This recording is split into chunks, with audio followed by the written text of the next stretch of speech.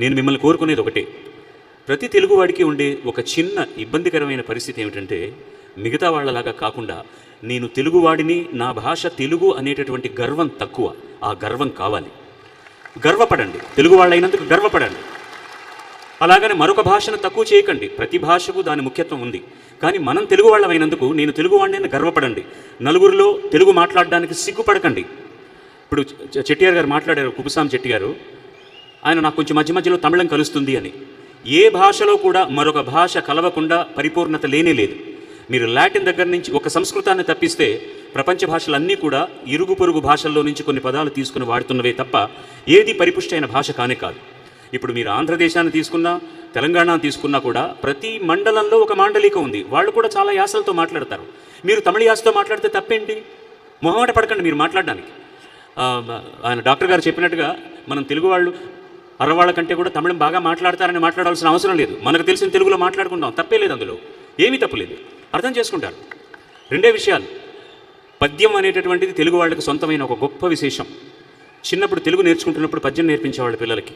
ముందు పెద్దవాళ్ళు నేర్చుకునేవాళ్ళు, పిల్లలకు నేర్పించేవాళ్ళు. ఇప్పుడు అంత దూరం మీరు వెళ్ళకపోయినా ఇంట్లో దయచేసి మీకు వచ్చిన తెలుగునే మాట్లాడండి. నాకు అర్థం కాదు, ఈ భాష సరిగ్గా లేదు, నేను అరవమే మాట్లాడతాను అనకండి. బయటికి వెళ్ళండి. మీ వృత్తిరీత్యా మీరు తమిళం మాట్లాడవచ్చు, మలయాళం మాట్లాడవచ్చు, కన్నడం మాట్లాడవచ్చు, ఇంగ్లీష్ మాట్లాడవచ్చు. కానీ ఇంట్లో మీ పిల్లలతో మాత్రం తెలుగే మాట్లాడండి. తెలుగు నేర్పించడానికి ప్రయత్నించండి.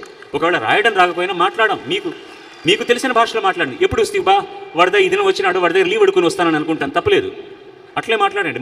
నాకు సంబంధించిన మా చిన్నాన్నలు, బాబాయిలు, మామయ్యలు మద్రాసులో ఉండేవాళ్ళు అట్లాగే మాట్లాడతారు. వాళ్ళతో కలిసి నేను మాట్లాడేటప్పుడు నా తెలుగు అట్లాగే ఉంటుంది. అందుకోసం అని చెప్పి మీరు సిగ్గుపడకండి, తెలుగువాడే అయినందుకు గర్వపడండి మీరు. అంతకంటే నేను వేరే అడిగేదేం లేదు. సిఎంకే రెడ్డి గారు ఒక ముఖ్యమైన విషయం చెప్పారు. అది చాలామందికి అర్థమైందో లేదో, మీకు అర్థమయ్యే భాషలో నేను చెప్తాను. జనాభా లెక్కల కోసం ఇంటికి వస్తారు అందరూ. మీ ఇంట్లో ఎంతమంది ఉన్నారు, ఏం చేస్తున్నారు అని అడిగినప్పుడు, మీ మాతృభాష ఏమిటి అని అడిగినప్పుడు దయచేసి మీరు తమిళ్ నేర్చుకున్నాం కదా, మాతృభాష అంటే మాకు తెలియదు తమిళ్ అని చెప్పకండి. మా మాతృభాష తెలుగు అనే చెప్పండి. లేకపోతే లెక్కల్లోకి రాము. మనం ఎంతమంది ఉన్నామో తెలియదు ఎవరికి. దయచేసి ఇది ఎవరితోనూ పోరాటం కాదు, మిగతా వాళ్ళు తక్కువ వాళ్ళని చెప్పడం కాదు. మనకు రావాల్సింది సంపాదించుకోవడానికి సంఖ్యాపరంగా మనం ఎంతమంది ఉన్నామని తెలియజేయాలంటే, మన ఇంటికి ఈ జనాభా లెక్కల కోసం వచ్చిన వాళ్ళు అడిగినప్పుడు మీ మాతృభాష ఏమిటి అంటే తెలుగు అని చెప్పండి. ఇది అబద్ధం కాదు, ఉన్నమాట, నిజం. అంతకంటే నేను చెప్పగలిగేది ఏమీ లేదు. నేను సినిమావాడిని కాదు, నేను కథానాయకుని కాదు, ఏదో పెద్ద పెద్ద మాటలు మాట్లాడేస్తారు. నేను తెలుగువాడిని, నేను తర్వాత భారతీయుడిని.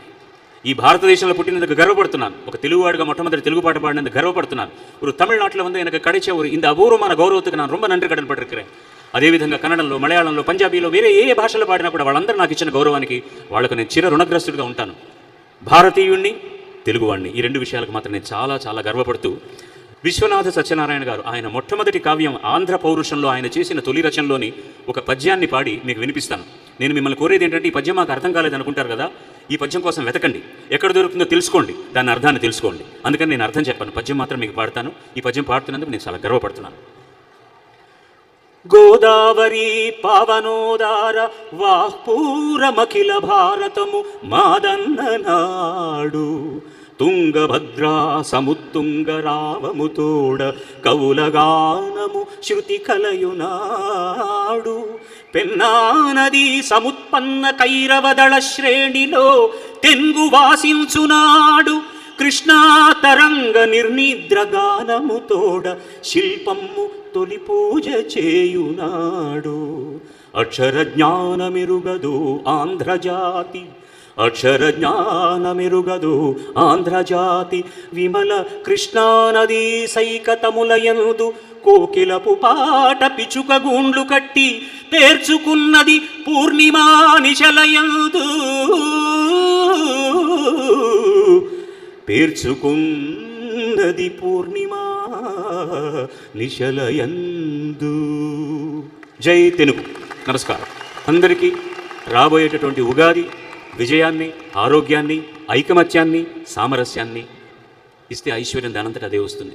మరొక పర్యాయం చెప్తున్నాను, తెలుగువాడైనందుకు గర్వించండి, తెలుగు భాషకు పట్టుబట్ట కట్టండి, తెలుగు ఉనికిని కాపాడండి. నమస్కారం.